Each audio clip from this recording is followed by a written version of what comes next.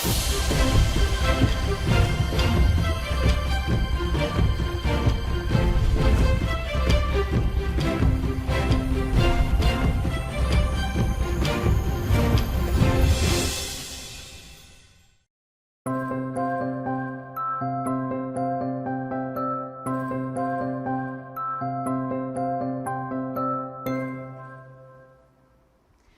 pessoal do 7º ano, tudo bem com vocês? Eu sou a professora Joyce Martins e nós temos aqui então mais uma aula da nossa língua portuguesa, correto? Então vamos conferir qual será o nosso objeto de conhecimento? Olhem só, nesta aula vamos conversar sobre léxico-morfologia. O que é isso, professora? Vamos falar então sobre palavras que formam a nossa língua. Só que do ponto de vista de entender como é que essa palavra se compõe, que elementos estão ali dentro formando aquela palavra e os sentidos que eles ajudam a promover, correto? Como detalhamento desse objeto de conhecimento, nós vamos conversar sobre os processos de formação das palavras. Em especial, vamos refletir sobre palavras derivadas por afixos, que são os prefixos e os sufixos, e também sobre palavras compostas. Certo, gente? Então, tendo isso em mente, vem para a nossa aula.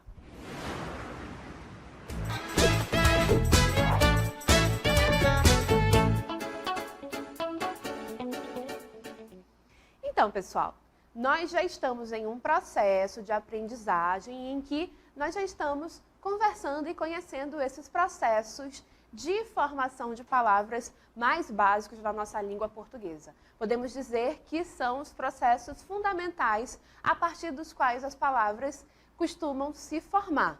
São os únicos? Não. Existem outros processos, mas esses vão ser os principais, os fundamentais, ok?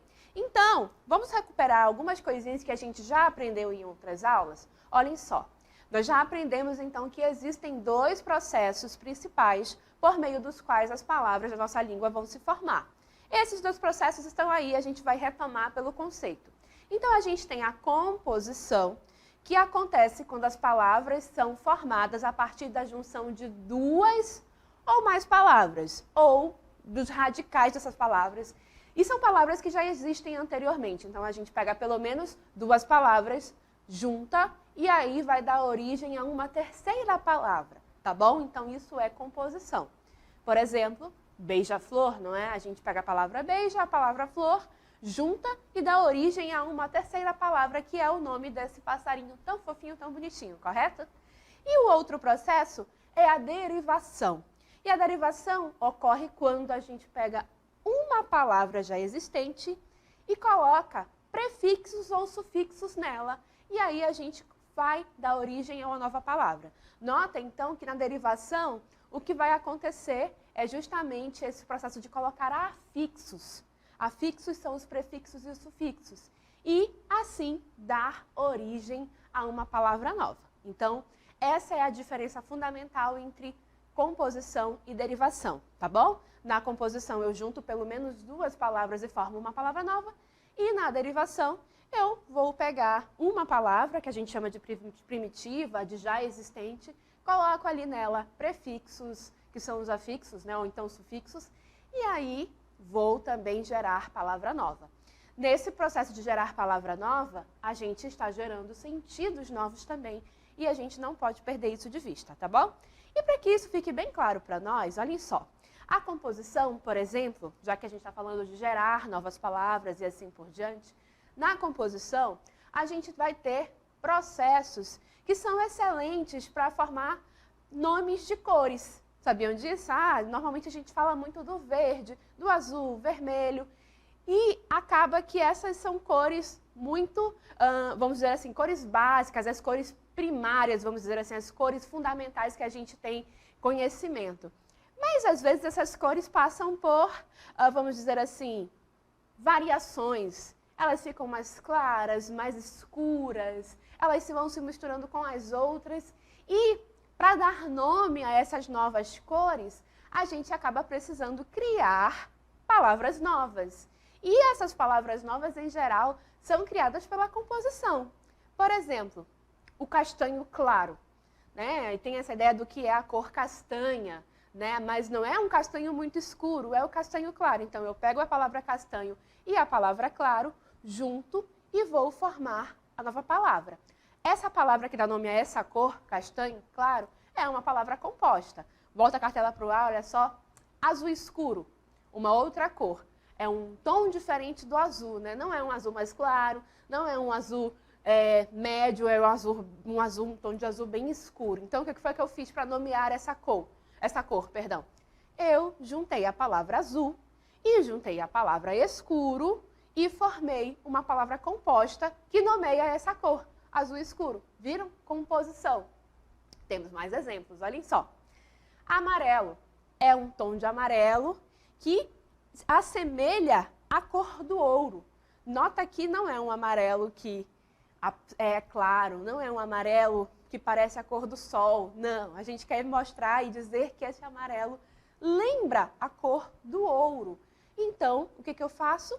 Junto a palavra amarelo com a palavra ouro e formo uma palavra composta que é capaz de representar justamente essa cor, esse tom de amarelo. Então, eu vou chamar de amarelo ouro e o nome dessa cor é uma palavra composta. Outro exemplo de cor, vermelho sangue. Eu quero dizer que é um tom de vermelho que se assemelha à cor do sangue dos seres humanos.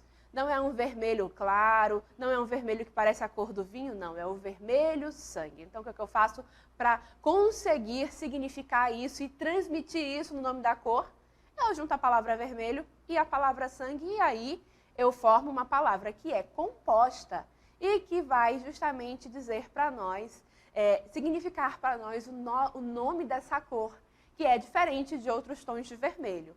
E por fim, como último exemplo dessa questão da composição para formar cores, olhem só, o verde-limão é um outro tom de verde, não é o tom de verde que se parece com a cor da folha, não é o tom de verde que se parece, por exemplo, com a cor de alguns vegetais que a gente come. É um tom de verde que lembra a casca do limão.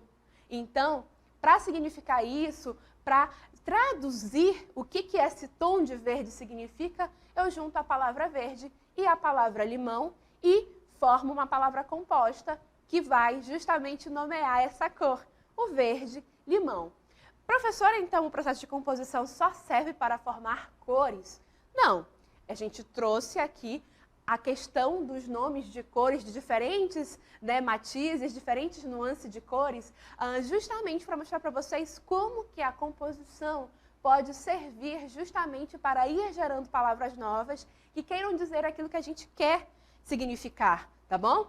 A cor, o nome de cores, é justamente um processo que utiliza muito da composição para poder traduzir cada uma das diferentes matizes, certo? Então, a gente viu aí a composição acontecendo e a gente viu o tanto que ela é útil para significar algumas situações do nosso cotidiano, ok? Porém, não só de composição vai viver a criação de palavras novas, correto? Então, pessoal, a gente tem que observar sempre quando estamos falando de derivação o seguinte aspecto, é que quando eu estiver ali nesse procedimento de colocar prefixos ou sufixos à minha palavra primitiva, eu tenho que ter um seguinte conhecimento, de que a língua portuguesa vai ter uma forte influência tanto do grego quanto do latim. Sabiam disso? Pois é, por que isso acontece? É porque o português, ele é uma língua que evolui, que surge a partir do latim. E o latim, lá atrás, era uma língua que se inspirou muito e buscou muita influência do grego. Então, em dias atuais, a nossa língua portuguesa é uma língua que tem justamente esse processo de influência, tanto do latim quanto do grego, ainda nos nossos dias. É isso, e a gente observa essa influência justamente quando a gente vai buscar os prefixos. Existe uma gama de prefixos que são de origem latina e uma gama de prefixos que são de origem grega. E eles trazem consigo significações, sentidos, que são importantes de serem reconhecidos por nós. A gente precisa estar atento a eles. Então vamos na próxima tela. Olha só o que a gente tem aqui nessa nossa listinha aqui, alguns exemplos, tanto de prefixos do grego quanto de prefixos do latim, que têm um sentido mais ou menos parecido. E alguns exemplos. Então, por exemplo, ali na primeira linha, A gente tem do grego o prefixo a ou an e do latim o prefixo des ou in. Note que aí eu escrevi o in com o IN, mas pode ser com o IM, é uma variação, ou ainda somente o I. E qual é o sentido que eles promovem? Eles promovem justamente o sentido de privação, negação. Olhem aqui o nosso exemplo, olhem só. Eu tenho a palavra igual. Igual significa igualdade, equivalência e tudo mais. Mas quando eu coloco o prefixo des, que significa negação, privação, eu formo a palavra desigual, correto? E aí desigual é justamente a ausência de igualdade. Olha que interessante, olha só a mágica do prefixo aí. A palavra inativo é uma palavra que se forma a partir da palavra ativo. E ativo é justamente algo que está funcionando, algo que realmente acontece e assim por diante. Mas quando eu coloco o prefixo in e formo a palavra inativo, eu justamente vou formar o sentido de privação de atividade, negação da atividade. Olha que interessante. Na segunda linha, eu vou ter o prefixo grego ante e o prefixo latino, contra. E eles vão promover o sentido de oposição. E aí, a ação contrária também é um sentido que eles vão promover. Então, por exemplo, a palavra antibiótico. A palavra antibiótico vai se formar para indicar, por exemplo, o nome daquelas medicações que servem para tratar alguns elementos biológicos que causam infecção no nosso corpo. Então, o antibiótico é justamente a oposição a esses mecanismos, a esses agentes biológicos que estão ali causando uma doença na pessoa. Olha que interessante. Então, a oposição à ação contrária, a gente vai observando justamente a presença desse sentido nas palavras. Outro exemplo, ali na terceira linha, a gente tem o prefixo grego di e o prefixo latino bis, e eles significam duplicidade. Então, por exemplo, quando eu coloco o prefixo di na palavra sílaba, o que acontece? A palavra sílaba, um pedacinho de palavra, ok? Mas se eu falo dissílaba, ou dissílabo neste caso, o que eu estou querendo significar? Duas sílabas, duplicidade de sílabas. Quando eu coloco a palavra bi, bis, junto da palavra campeão, a palavra campeão significa o quê? Alguém que venceu, alguém que ganhou algo. Mas quando eu falo bicampeão, é a duplicidade, ou seja, ganhou duas vezes o mesmo campeonato e assim por diante. Então, a mágica do prefixo novamente vai acontecer aí, correto? No nosso próximo exemplo, olhem aí, a gente tem o prefixo grego epi, super, hiper e do latim supra. E vai justamente mostrar e gerar o sentido de posição superior, excesso, algo que está acima dos demais. É isso. Então, como por exemplo, eu tenho aí a palavra supervisão. Normalmente a supervisão é um olhar de quem está acima. É alguém aí que tem uma posição superior, que está ali vendo, olhando, gerando visão sobre o seu trabalho e verificando se realmente está correto. Então, essa é a supervisão. Olha que interessante. Quando tem ali o supermercado, é um mercado que é maior que um mercado normal. Então, ele é supermercado, né? Ele tem aí, vamos dizer assim, um excesso de tamanho e assim por diante. Então, olhem só como é interessante conhecer prefixos para entender os sentidos que as palavras têm no nosso cotidiano, não é? Olhem ali mais um exemplo. M, do grego, e semi, do latim. E o que esses dois prefixos significam? Eles significam justamente divisão em partes, em duas partes, na verdade. Então, por exemplo, quando a professora de geografia, o professor ou a professora de geografia fala em hemisfério, o que ele está querendo dizer para vocês? É que a esfera ali do globo terrestre está ali dividida em duas partes iguais. E quando ele se refere ao hemisfério leste ou oeste, ele está se referindo a uma dessas metades. Da mesma forma, quando ele fala do hemisfério sul e norte. Então, é isso que significa divisão em duas partes iguais. E aí, a gente tem ali as metades do globo terrestre, por exemplo. Quando o professor de matemática fala em círculo e semicírculo, olhem aí. O que ele está querendo dizer quando ele diz sobre o semicírculo? Que é justamente uma das metades do círculo, dessa forma geométrica. E significa justamente um desses lados que é igual ao outro. Então, quando ouvirem falar de M e semi como prefixos colocados junto a uma outra palavra primitiva que já existe, lembrem-se disso. Significa divisão em duas partes. Ok, pessoal? Então aqui a gente teve alguns exemplos para mostrar para vocês os sentidos que eles têm, que eles trazem, mas temos alguns outros, olhem só. Olhem aí. Então, por exemplo, lá do grego, eu tenho o prefixo hipo, poli e tele. Qual é o sentido de hipo? Posição inferior, escassez. Então, por exemplo, quando você ouve a palavra hipoglicemia, é justamente uma situação em que a pessoa está ali passando por uma baixa do índice glicêmico do seu organismo, né, que são os açúcares. Então, está em posição inferior, está em escassez. Olha que interessante. Poli significa multiplicidade, não é? Então, quando você ouve polissílaba significa muitas sílabas. E tele significa distância, afastamento. Então, televisão. A palavra televisão significa o quê?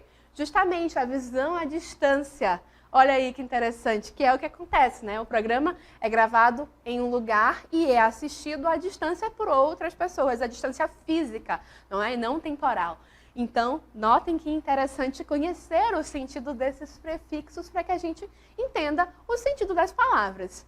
Aí a gente tem mais alguns prefixos latinos ainda aqui nesse nosso quadro. Então, por exemplo, a gente tem o prefixo inter ou entre, que significam posição intermediária, perdão.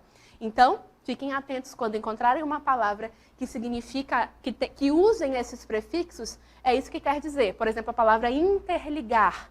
É uma ligação e tem algo ali que promove esse interligamento, essa ligação entre dois pontos. É isso que quer significar. Temos a palavra pré, que significa anterior... prefixo, pré, que significa anterioridade. E aí, quando você olha e enxerga palavras como pré-história, é quase como se significasse a anterioridade da história que se tem conhecimento. Então, é a pré-história. E a gente tem ainda o prefixo latino re, que significa repetição de algo. E existem muitas palavras que a gente forma justamente com essa junção desse prefixo re. Então, notem o seguinte, quando a gente diz fazer, eu fiz alguma coisa. Mas quando a gente fala em refazer, significa repetir essa ação. Quando eu falo ler, eu pego o texto, qualquer que seja ele, e faço a leitura, leio aquele texto. Mas quando vou e falo de reler, significa que eu vou ler novamente aquele mesmo texto. Então, notem que esse prefixo re vai justamente significar esse processo de repetição de algo, de uma ação, de alguma coisa. Entenderam por que é interessante conhecer os prefixos, essas origens grega e latina e os sentidos que eles trazem para nós? Mas a professora não está falando aqui com vocês de fazer uma decoreba, de decorar essa lista. Você precisa se apropriar, entender que essas situações existem, entender que esses prefixos atuam, que vão gerar sentido e, aos poucos, se apropriar das significações que eles promovem. Nada de ficar decorando lista, hein, gente? Vamos empregar, vamos utilizar e aí sim entender e se apropriar desses usos, ok? E importante lembrá-los do seguinte, nem sempre a derivação vai viver de prefixos, né? Existem ainda os sufixos. E os sufixos eles vão ser utilizados para justamente formar palavras com sentidos especiais, vamos assim dizer. Então, olha só o que a gente vai ter na cartela. Então, existem alguns sufixos que normalmente a gente utiliza para formar nomes de ação. Então, por exemplo, o sufixo ada. O sufixo ada, eu vou e adiciono a palavra caminho. E aí, eu vou ter caminhada. E isso vai significar o quê? A ação de caminhar, porque são sufixos que a gente utiliza para formar o nome de uma ação, ok? Aí a gente tem o sufixo eis e esa. né, que a gente vai usar, por exemplo, para formar a palavra sensatez e beleza. Eu coloco o eis, né, aqui na palavra sensato, e aí eu vou demonstrar, eu vou indicar justamente o processo da ação de ser sensato, que é a sensatez. Da mesma forma, da palavra belo. Eu tenho a palavra belo, aí eu coloco o prefixo esa e eu vou formar o nome da palavra que indica a ação de ser belo, perdão. A ação de ser belo é justamente a beleza, ok? Aí eu tenho o sufixo ansa, que vai formar uma ação. Eu coloco esse sufixo na palavra mudar. E aí eu formo que palavra? Mudança, que é justamente a ação de mudar, né? Ela realizou a mudança, ou seja, alguém que conseguiu mudar-se, conseguiu realizar essa ação, ok? Temos ainda o prefixo ânsia, que novamente é um prefixo que ajuda a formar nomes de ação. E aí, por exemplo, coloco aqui junto da palavra abundar, por exemplo, e vou formar a palavra abundância, que é justamente o nome da ação, o nome desse processo em que existem muitas coisas e assim por diante. Temos o prefixo mento, e aí vou e junto aqui a palavra casa, e aí eu formo casamento, que é justamente a ação de se casar, né? De formar uma nova família, assim por diante. Temos ainda outros, como tude, ensa, ura, né? E aí eu vou sempre associar esses prefixos, aliás, esses sufixos, perdão, a esse processo de formar nomes de ações. Nomes de ações, tá? Então, por exemplo, com o sufixo tude, eu formo a palavra amplitude. Com o prefixo ensa, eu formo a palavra presença. E com o prefixo ura, eu formo a palavra formatura, certo? Sempre tendo em foco isso, o nome das ações e para que é que eles servem, né? Qual é a ação, qual é o tipo de formação de palavra que eu tenho quando eu utilizo esse conjunto de sufixos aqui. Seguindo adiante, nós temos outros. Olhem só, os sufixos que formam nomes de agentes. Como assim, professora? Nomes de agentes? São nomes, por exemplo, de profissões, certo? Olhem só. Por exemplo, eu tenho o sufixo ário ou área, né, com esse acentozinho.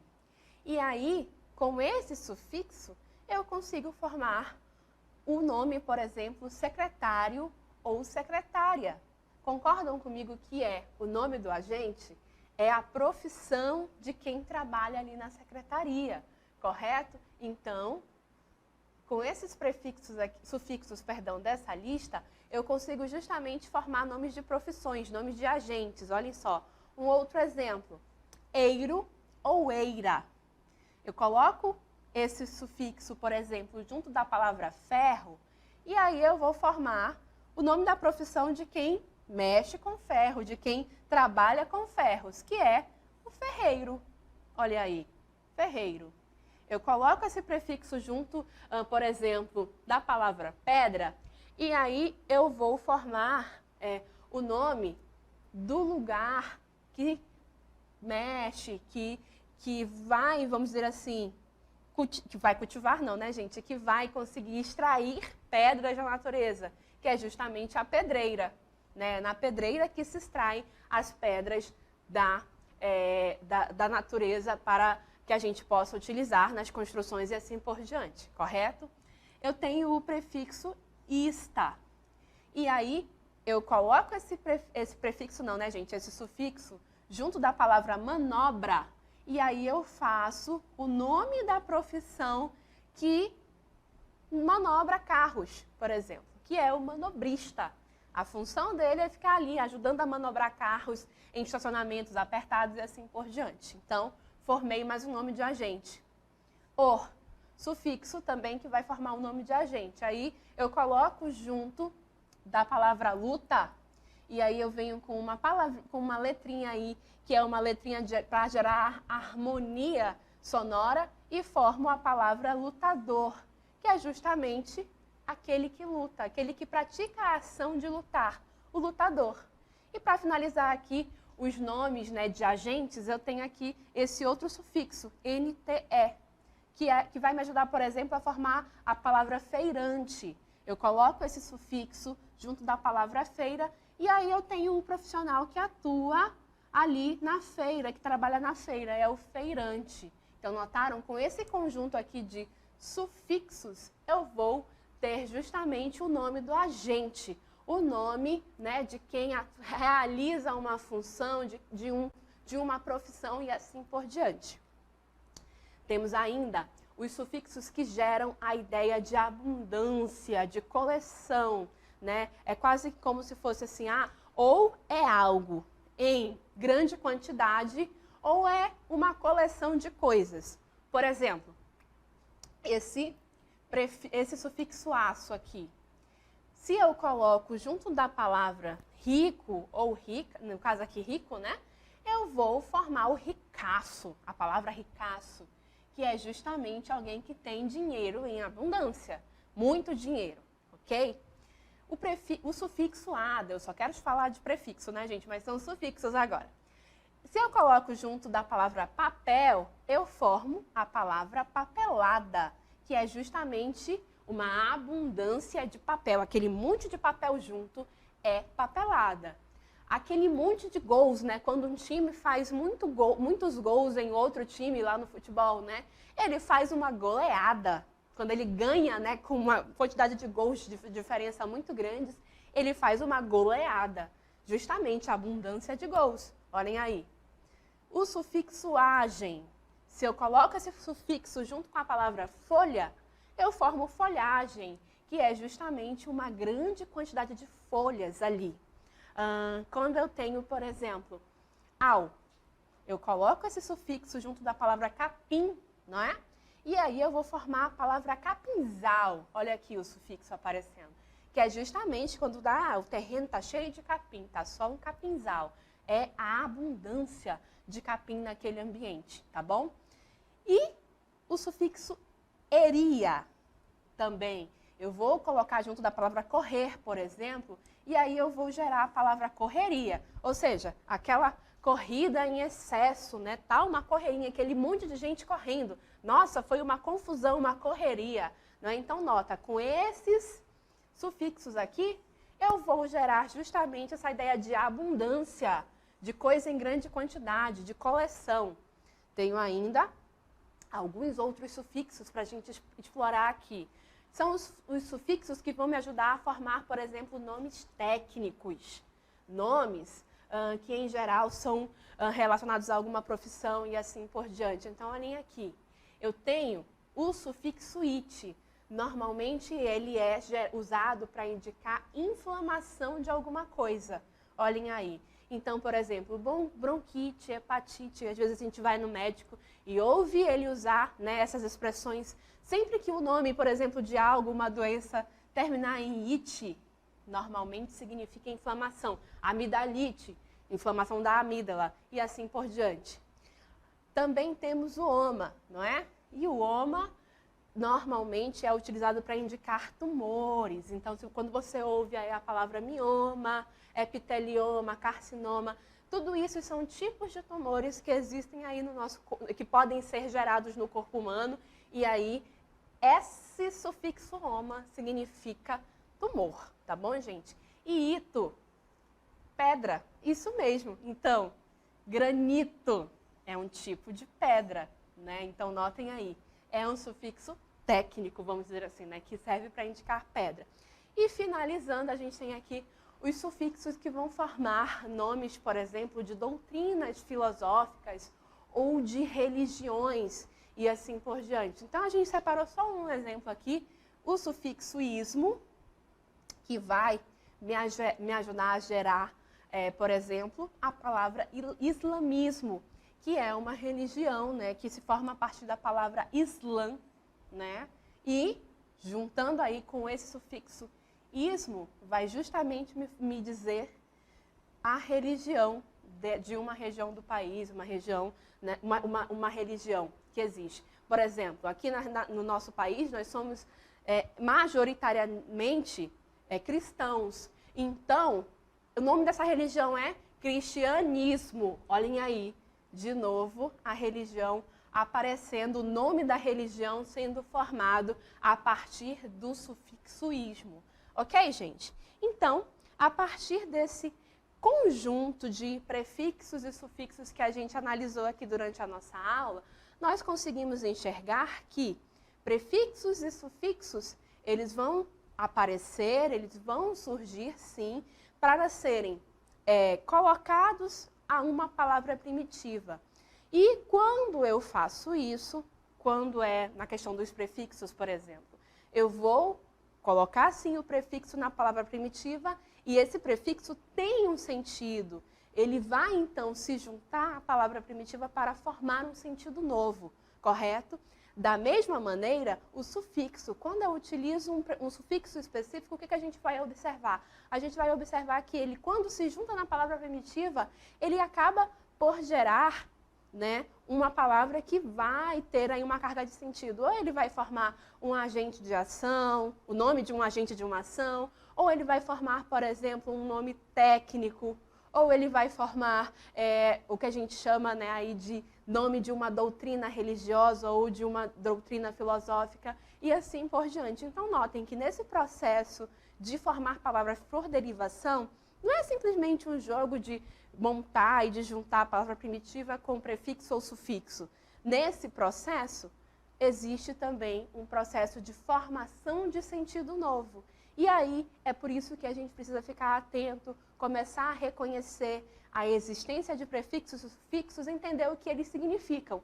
Não para decorar, mas para se apropriar de como a nossa língua é formada e de como os sentidos vão ser gerados a partir deles. Ok, gente? Então, essa foi a nossa aula de análise sobre os processos tanto de composição quanto de derivação, ok?